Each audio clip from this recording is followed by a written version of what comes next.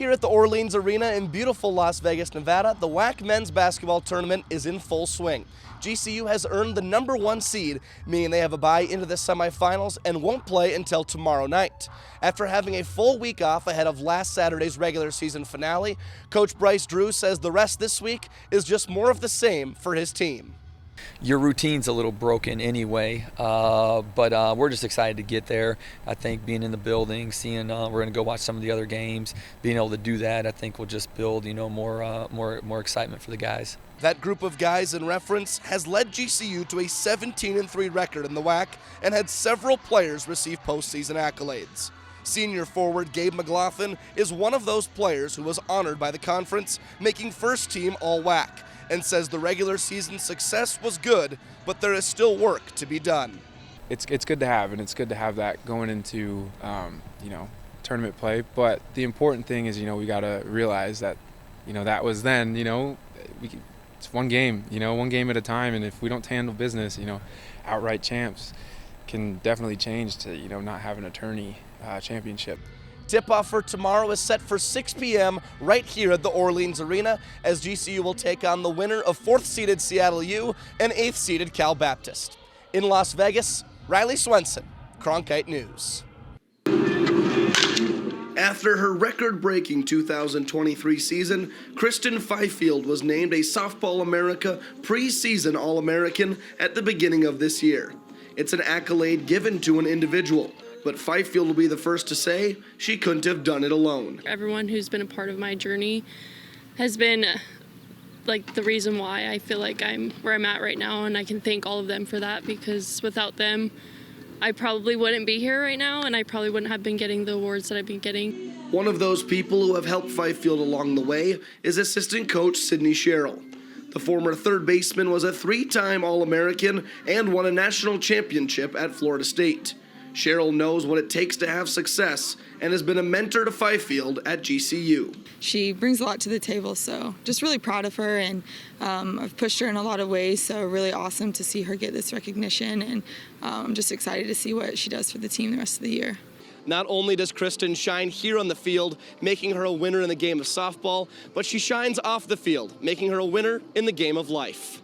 She excels in every part of her life, and so it's I tell people like her that she kind of bothers me, because, I was just getting by, trying to be a student athlete, make my grades, and she does it so easily and naturally, and that's part of what makes her a great leader.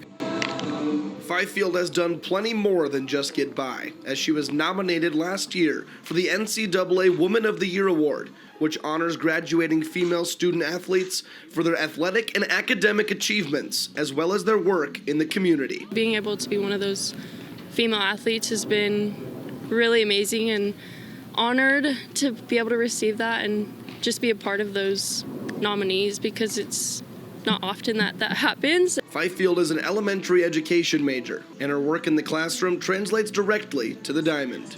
I'm kind of leading and guiding the little kids, so it's just almost as the freshmen, not saying that they're little kids, but it allows me to see different areas and how kids act, and how I can take it to the field and use that aspect, my teacher aspect, on the field. Softball and teaching runs in the family. As Fifield says, she looks up to her sister Caitlin, who pitched at UTEP and is now a teacher herself. In Phoenix, Riley Swenson, Cronkite News.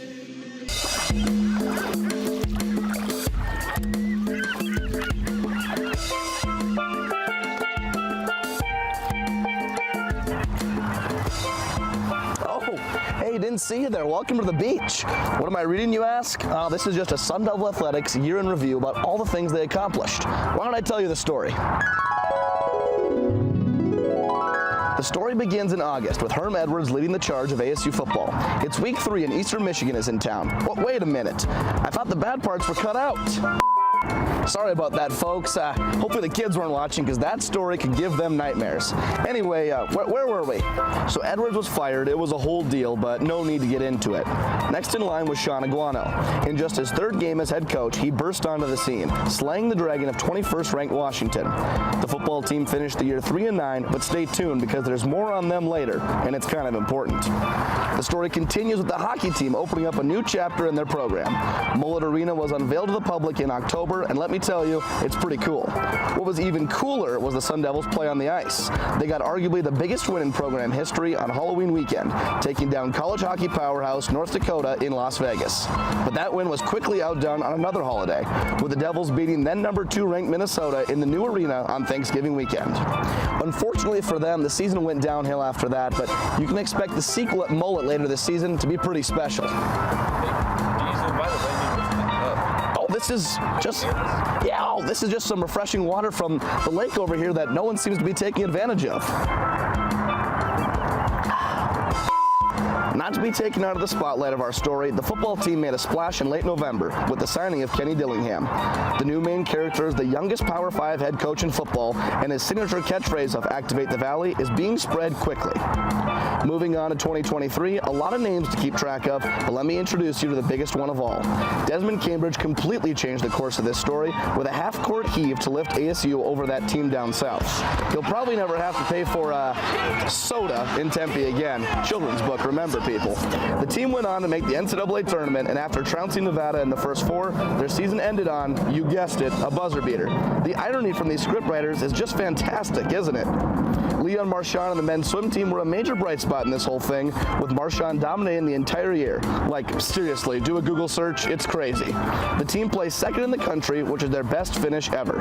Now that it's spring, baseball and softball are in action. The softball squad is led by first-year head coach Megan Bartlett and are trying to fight their way into the tournament, while Willie Bloomquist and company are walking people off left and right and might even host a regional. Woo.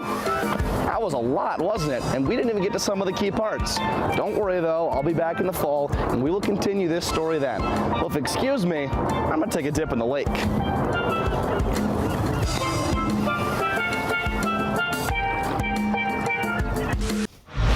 WDAY continues to follow breaking news tonight of a shooting in South Fargo on 25th Street involving 3 officers and an innocent bystander.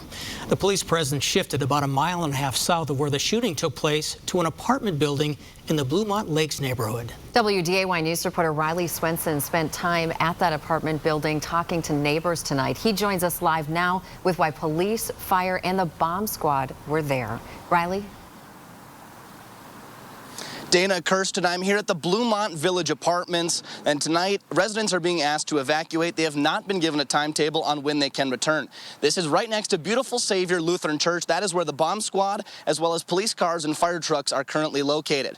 Police have been monitoring the doors here throughout the evening, and one witness tells me on the way out that he heard the suspect in the shooting this afternoon resides within these walls. He also told me that he overheard that man is now dead here tonight. Now, the witness also added that the police found a black residue inside the building. That is why the bomb squad is currently inside investigating. Multiple witnesses have also told us the FBI as well as the U.S. Marshals have been a part of the investigation. The suspect, apparently, my understanding, has resided here at this location, and my understanding that he's dead, so my understanding was we're just waiting to see where we go from here is what I've picked up. One witness told me this evening, that she was discharged from the hospital and she doesn't have a place to go as of now. Witnesses and people around the area are still looking for a place to go if they live here in the apartment. Reporting live, Riley Swenson, WDAY News. Just a few days after placing their snake here in a tree-covered area at Gooseberry Park, they came back to add to their project, and this is what they found: an empty patch of land and their snake missing. Today, inside Sanford Hospital, patients and staff got to take a break from life for a moment, stop, and listen to the music. In the hospice house unit, many of the patients are nearing the end. And for most, music brings back some of their fondest memories. In hospice, we often say hearing is the last sense to go, so being able to provide that therapeutic presence with the music can be very beneficial to them. The day started with a couple of tunes played for hospice house staff before taking the instruments back to 99-year-old LaVon Rutherford's room to play some of her favorites. Oftentimes, I think having the mobile piano and that each patient can get their own choices of their music is really helpful. Michelle Marie Galinsky is usually the one on the keys when music is brought to Sanford. But LaVon used to play the saxophone and loves herself some jazz music. So Michelle brought in the experts. her husband Matthew Patnod on the sax, and Michael Marmerstein on piano. Michelle has been bringing music into Sanford for quite some time and says the feedback they get is priceless. It's very mixed. Sometimes there are smiles, sometimes there are tears, sometimes people sing along, and sometimes their families sing along as well. Matthew and Michael belted out tunes that LaVon remembered playing and listening to as a kid, like In the Mood by Glenn Miller. And Somewhere Over the Rainbow from The Wizard of Oz, which LaVon remembers seeing as a junior in high school.